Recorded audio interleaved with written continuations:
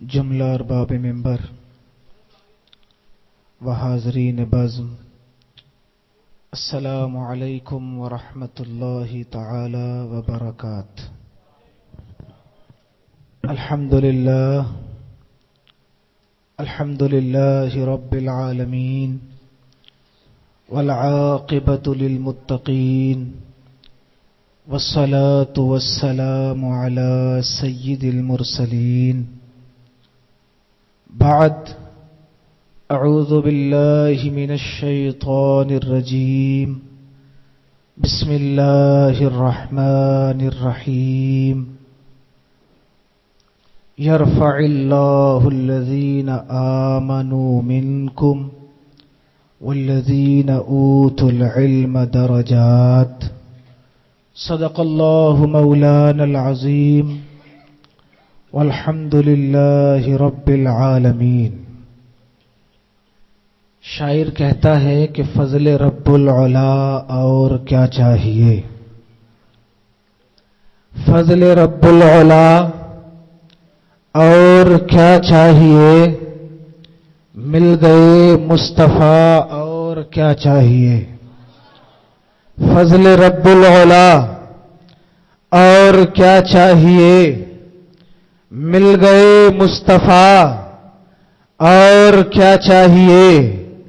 دامن مصطفیٰ جس کے ہاتھوں میں ہو، دامن مصطفیٰ جس کے ہاتھوں میں ہو، اس کو روز جزا اور کیا چاہیے۔ دامن مصطفیٰ جس کے ہاتھوں میں ہو، اس کو روز جزا اور کیا چاہیے۔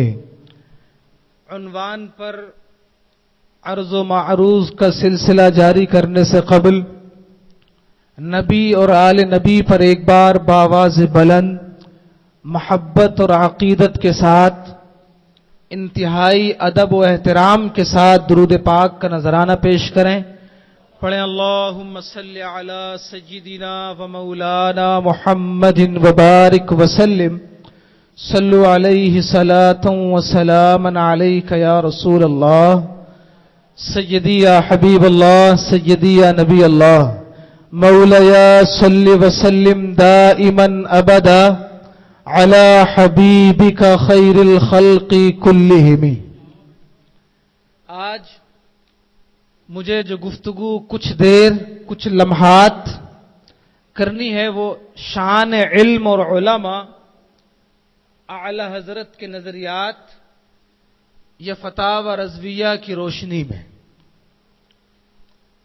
علم کے فضائل، علم کے خصائل، علم کے محامد اور علم کی تعریفات، اور یوں ہی صاحب علم کی فضیلت، علم والے کی رفعت، اس کا بلند مرتبہ، اس کی عظمت و شان، اس کی عزت و تکریم کا جس طرح اور جس منفرد انداز اور جس دلاویز انداز میں اس مذہب اسلام میں بیان کیا گیا، اتنی شان علم اور اتنی شان صاحب علم کسی دوسرے مذہب میں اس انداز میں بیان نہیں کی گئی۔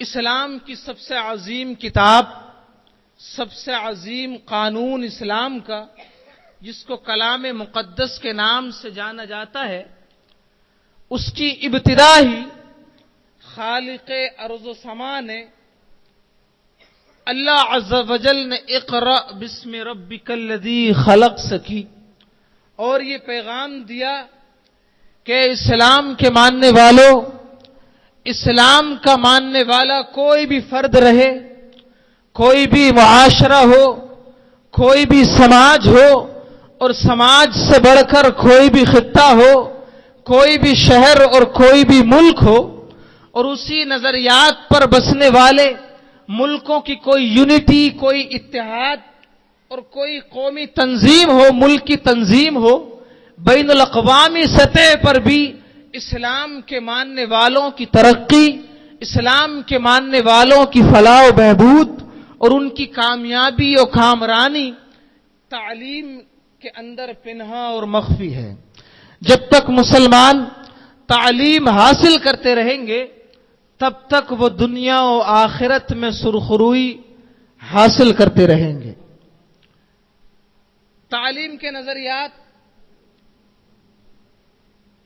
حجت الاسلام امام الغزالی رحمت اللہ تعالی علیہ کے مطابق کچھ اسلام میں ایسی شخصیات ہوئیں جن کو ماڈرن ایرا کے فلاسفر، ماڈرن ایرا کے تھنکرز اور تمام لوگوں نے ان کے نظریات کو، ان کے ویژن کو، ان کے ایجوکیشنل سائٹس کو تمام لوگوں نے مانا۔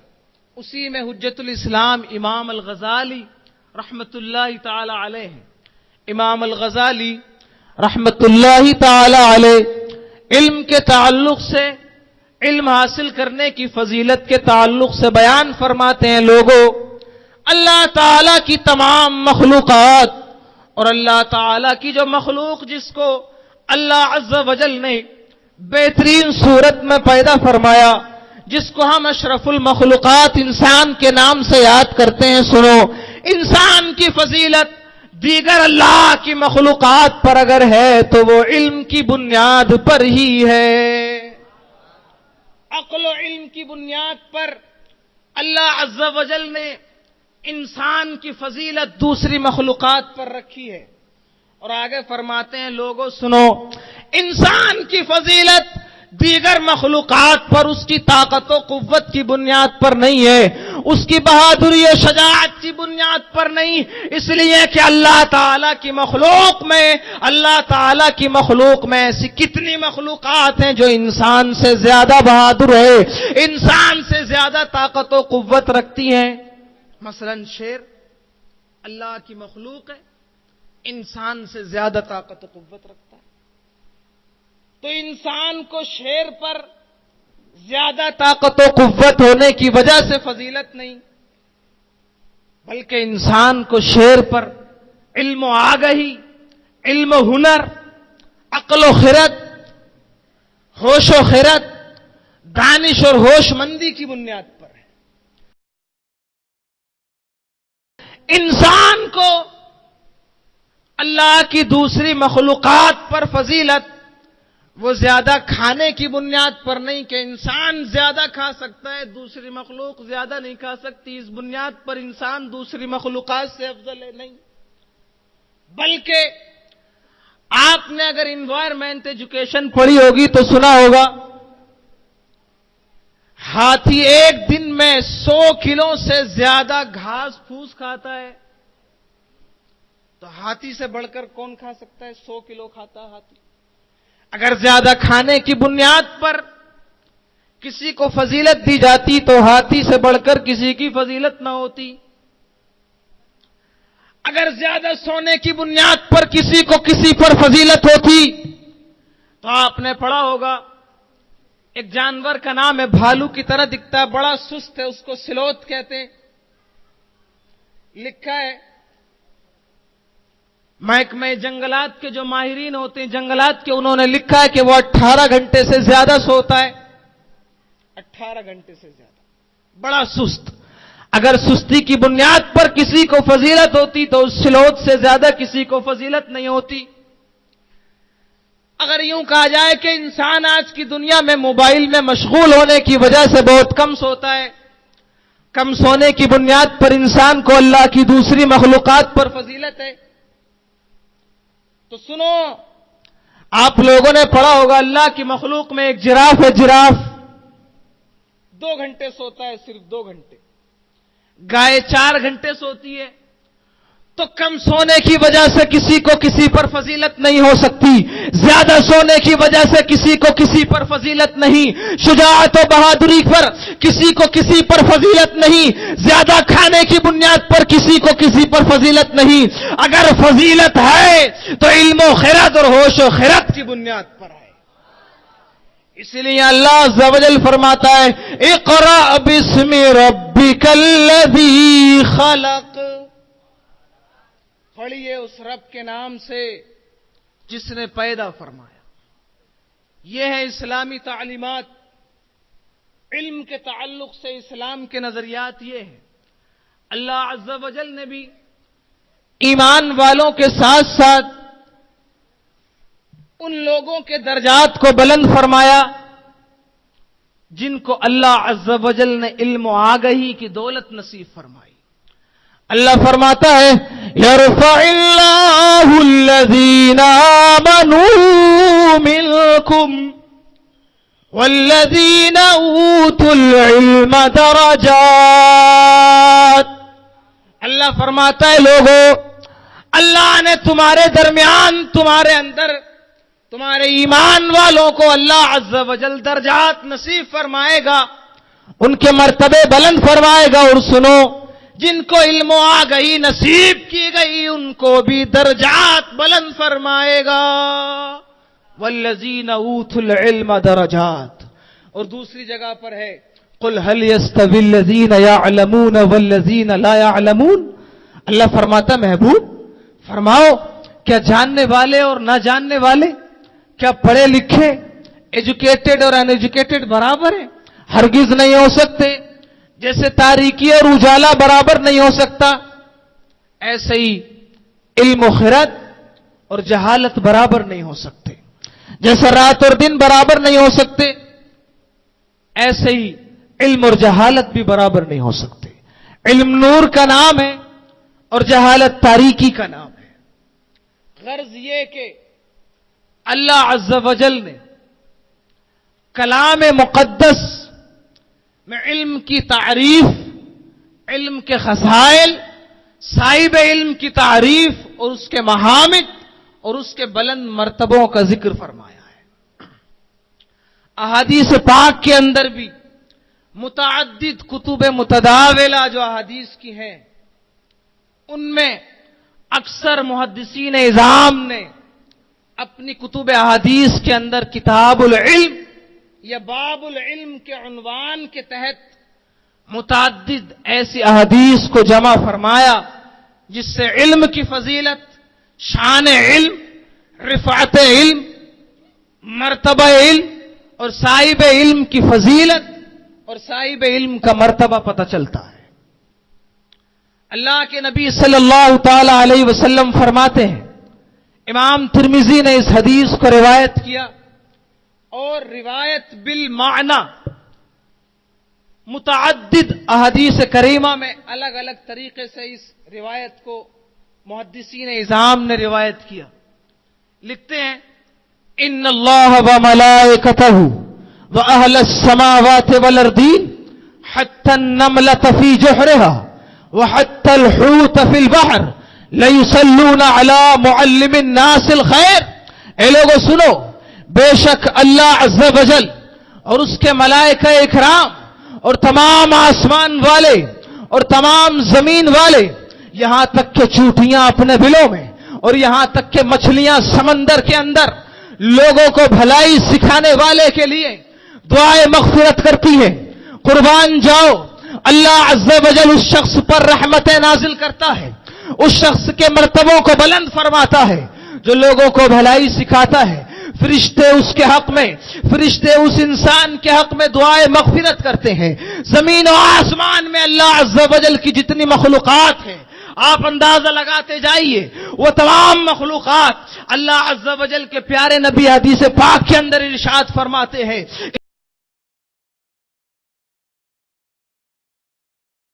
مچھلیاں اپنے سمندر کے اندر اور چونٹیاں اپنے بلوں، اپنے سوراخوں میں اس کے لیے دعائے مغفرت کرتی ہیں. یہ احادیث کریمہ میں شان علم اور شان صاحب علم بیان کی گئی ہے.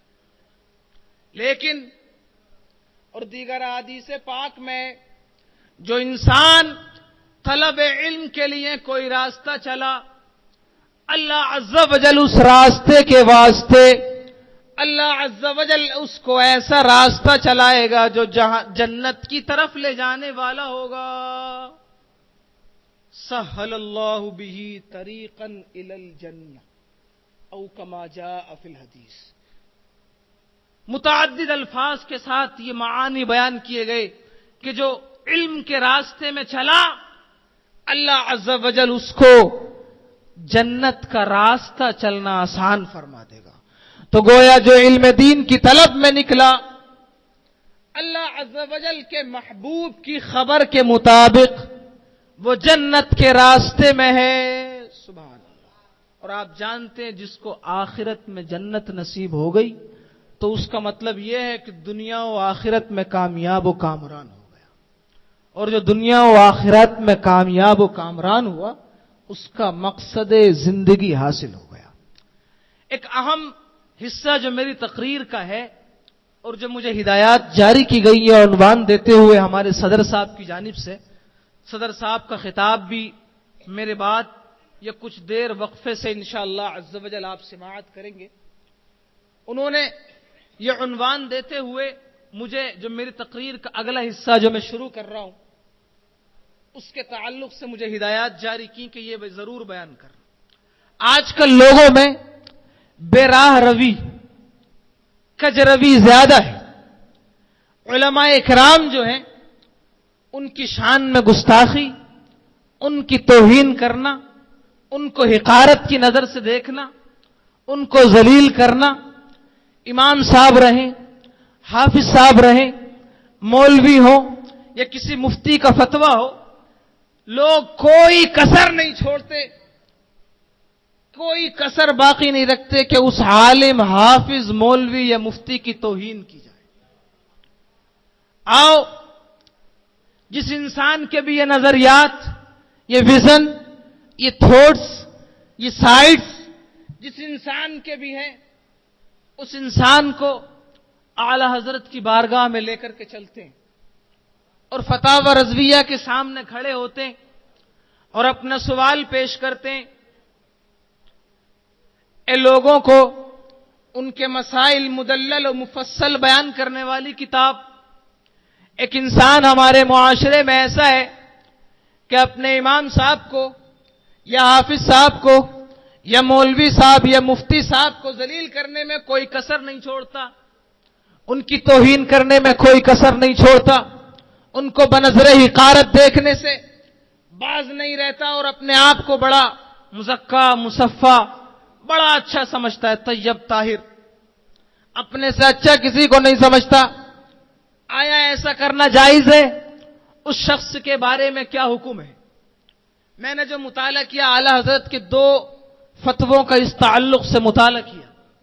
ہو سکتا ہے اس سے بھی زیادہ بار یہ سوال پوچھا گیا ہو، لیکن میری نظر میں 2 فتووں کا ذکر میں آپ کے سامنے کرتا ہوں جو میری نظروں سے گزرا، جس کا میں نے مطالعہ اور ادھین کیا. اعلی حضرت سے یہی سوال کیا گیا. اعلی حضرت نے ایک جگہ پر لکھا ہے حرام سخت حرام ہے، کبیرہ گناہ ہے، اشد ہے. ایک جگہ پر ان الفاظ یا غالباً اس سے ملتے جلتے الفاظ سے اپنا فتویٰ شروع فرمایا اور ایک جگہ پر لکھتے ہیں کہ بلا وجہ تو غیبت کرنا، یہ غیبت ہی تو ہوئی، بلا وجہ تو تکلیف دینا یہ عام مسلمان کو بھی جائز نہیں ہے.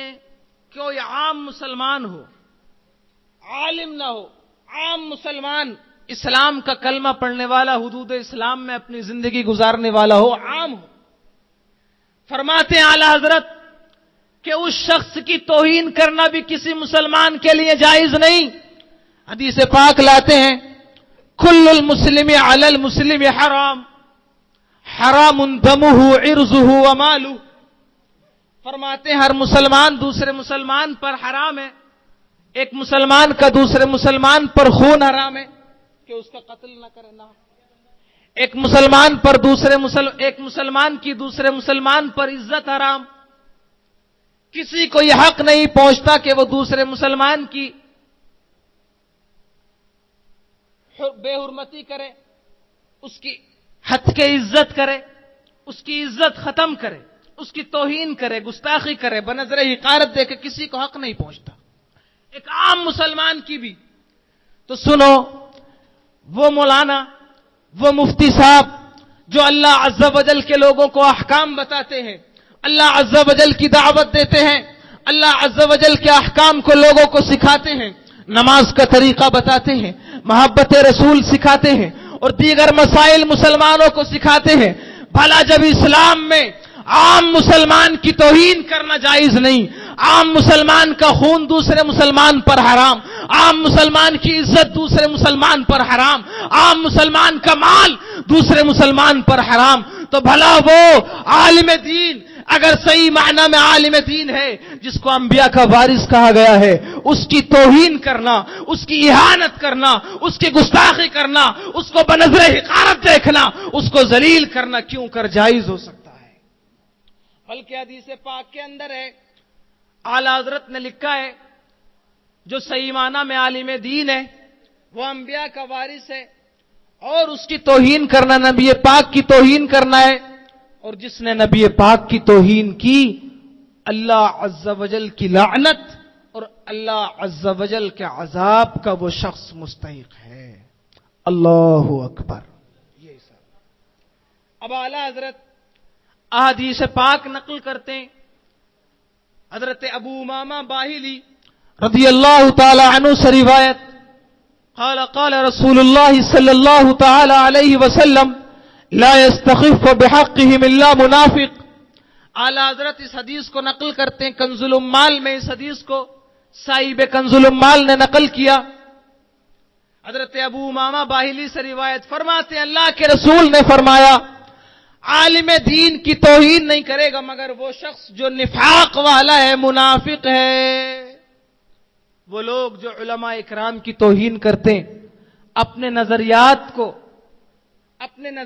کی اصلاح کریں، اپنے نظریات کو پرکھیں، اور ان احادیث تجربہ کی روشنی میں یہ سوچیں کہیں ان احادیث کی روشنی میں ہم یہ برا کام کر کے منافق تو نہیں بن جا رہے۔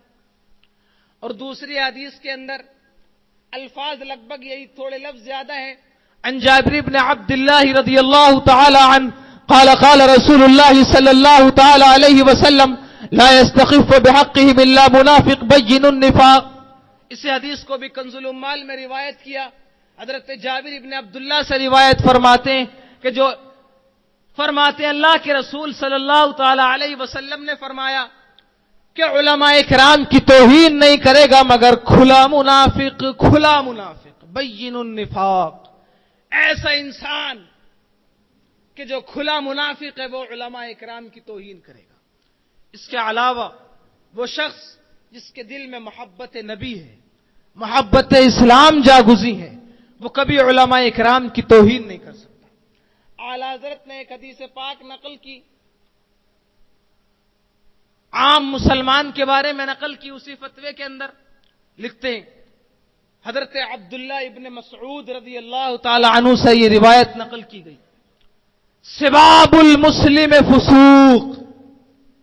اس حدیث کو متعدد ائمہ محدثین نے اپنی کتب میں ذکر کیا، امام بخاری نے، امام مسلم نے، پھر امام ترمذی نے، پھر امام نسائی نے، پھر ابن ماجہ نے، پھر آخر میں اعلی حضرت نے امام حاکم کا حوالہ دیا۔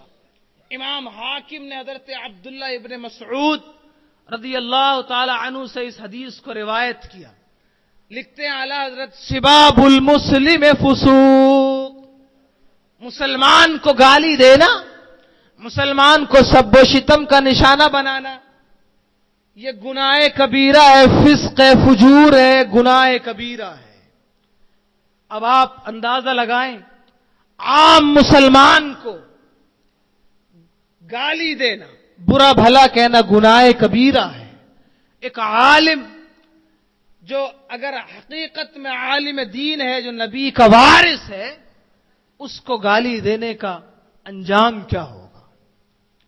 ایک حدیث پاک اور اعلی حضرت نے نقل کی، عن عبادة بن الصامت رضی اللہ تعالی عنہ قال قال رسول اللہ صلی اللہ تعالی علیہ وسلم ليس من امتی من لم يعرف لعالمین حقا۔ سنو، اس حدیث کو بھی امام حاکم نے المستدرک میں روایت کیا، امام حیثمی نے مجمع الزوائد میں، صاحب ترغیب و ترہیب نے اپنی کتاب میں اس کو نقل کیا، پھر تاریخ بغداد میں نے ان حوالہ جات کو جامع الاحادیث میں پڑھا، صاحب جامع الاحادیث نے تخریج و تسہیل میں ان حوالہ جات کو وہاں پر نقل کیا۔ لکھتے ہیں حضرت عبادہ ابن صامت سے روایت، فرماتے ہیں کہ اللہ کے رسول صلی اللہ تعالی علیہ وسلم نے فرمایا لیس من امتی من لم یعرف لعالمنا حقہ. اللہ کے رسول فرماتے ہیں سنو وہ لوگ سنیں جو علماء اکرام کی توہین کو اپنا مشغلہ اور محبوب مشغلہ سمجھتے ہیں، وہ لوگ سنیں. اللہ کے پیارے نبی فرماتے ہیں جو ہمارے عالم کا حق نہ جانتا ہو نہ پہچانتا ہو وہ ہماری امت سے نہیں ہے. اللہ اکبر. اس کا امت سے بائیکاٹ، طریقہ اسلام سے خارجہ اللہ کے نبی نے کیا. جو علماء کرام کا حق نہ سمجھتا ہو، علماء کرام کی عظمت و توقیر کو نہ سمجھتا ہو، اس کا بائیکاٹ خود اللہ کے نبی صلی اللہ تعالی علیہ وسلم نے کیا. اس کا خارجہ محبوب کائنات نے کیا، اس کا خارجہ صاحب کونین نے کیا. اس لیے ضرورت ہے، میری پوری تقریر کا ماحصل آخر میں یہی اور پیغام کی صورت میں یہ ہے، جہاں تک ہو سکے لا تقف ما لیس لک بہ علم. اللہ فرماتا ہے لوگوں ایسی باتیں نہ کہو جن کا تمہیں علم نہیں ہے. جن باتوں کا علم نہیں، کسی کے پیچھے پڑنے کی، کسی فتوے کی مذاق اڑانے کی آپ کو علم نہیں ہے، آپ اس کے اہل نہیں ہیں، ہمیں اس کے اہل نہیں ہے تو اس کی مذاق اور اس کی توہین کرنے کی ہرگز اجازت نہیں ہے. اعلی حضرت نے پھر فقہ کی کتابیں نقل کی اور لکھا ہے من ابغض عالما بغیر سبب ظاہر خیف علیہ الکفر. خلاصہ کی عبارت اعلی حضرت نے اپنے اسی فتویٰ میں نقل کی.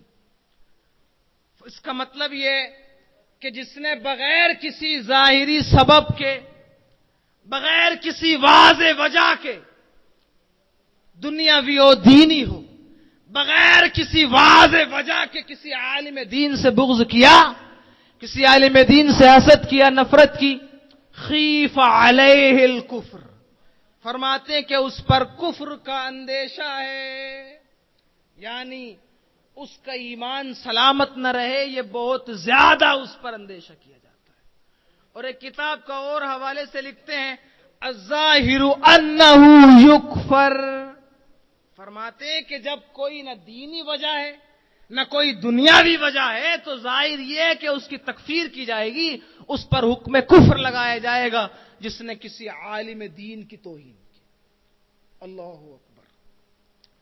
یہ اس لیے ضروری ہے، میرا پوری تقریر کا ماحصل یہ، میں نے اپنے لحاظ سے تو بہت کچھ کہہ دیا، لیکن باب علم میں، کتاب العلم میں، شان علم میں اور شان صاحب علم میں جتنا احادیث کے اندر آیا ہے وہ ابھی بہت ہے. اس لیے میں کہتا ہوں قصہ لطیف ابھی نہ تمام تھا، جو کچھ بیان ہوا آغاز باب تھا. پیاسے رہو گے ساقیے کوثر کو چھوڑ کر، پی جاؤ چائے ساتھ سمندر نچوڑ کر. اور کتنا بلند ہو گیا مٹی کا آدمی رشتہ رسول پاک کے قدموں سے جوڑ کر. وآخر دعوانا ان الحمد للہ رب العالمین. استغفر اللہ ربی من کل ذنب واتوب الیہ. السلام علیکم ورحمۃ اللہ تعالی وبرکاتہ.